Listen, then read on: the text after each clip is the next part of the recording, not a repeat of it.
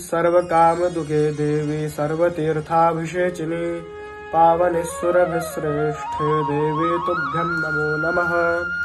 जय गौ माता, जय गोपाल। सनातन धर्म क्या है, इसके संबंध में वाल्मीकि रामायण में सुंदरकांड, उसमें पर्वत श्रेष्ठ मैनाक हनुमान जी को सनातन धर्म का रहस्य समझाते हुए कहते हैं कि कृतेच प्रतिकर्तव्यम एष धर्म सनातनः, अर्थात जिसने हमारे प्रति किंचित भी उपकार किया है उसके प्रति सदा कृतज्ञ रहना, यही सनातन धर्म है।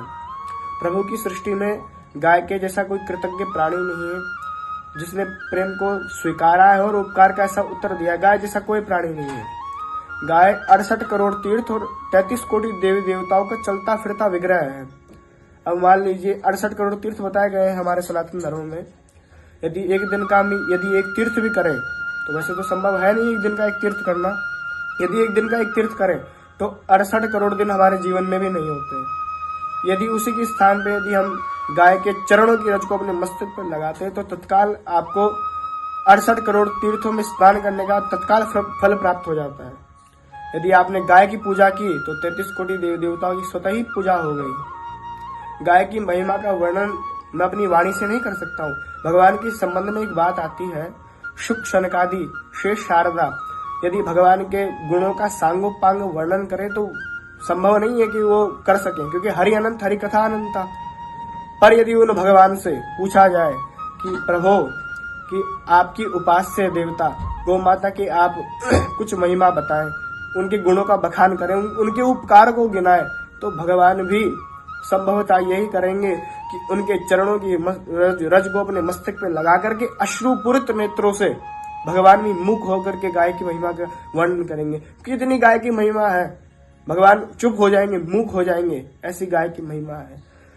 हमें जैसा करना चाहिए गाय के प्रति वैसा हम कर नहीं पा रहे हैं, पर गाय ही हमारे प्रति उपकार कर रही है। अपने रोम रोम से, अपने दूध दही घृत मूत्र द्वारा जड़ चेतन सब जीवों पर गाय का उपकार है। कहने का तात्पर्य है कि हम गाय के प्रति कृतज्ञ बने, कृतज्ञ नहीं कृतज्ञ बने, यही सनातन धर्म है। यदि गाय प्रसन्न है तो सभी देवी देवता प्रसन्न है। गाय प्रसन्न है तो भगवान स्वतः ही प्रसन्न है। आपको किसी देवी देवता की पूजा करने की आवश्यकता नहीं है, कहीं तीर्थों में जाने की आवश्यकता नहीं है। यदि आपने गाय की पूजा की, गाय की सेवा की, तो स्वतः ही आपको सबके फल आपको प्राप्त हो जाएंगे। आज हमारे पास में गौ माता हो, जब हम पूजा करेंगे। आप सेवा कैसे भी कर सकते हैं, गौशाला में जाएं, वहां पर आप झाड़ू काटें, ये भी एक सेवा ही है गौ माता की।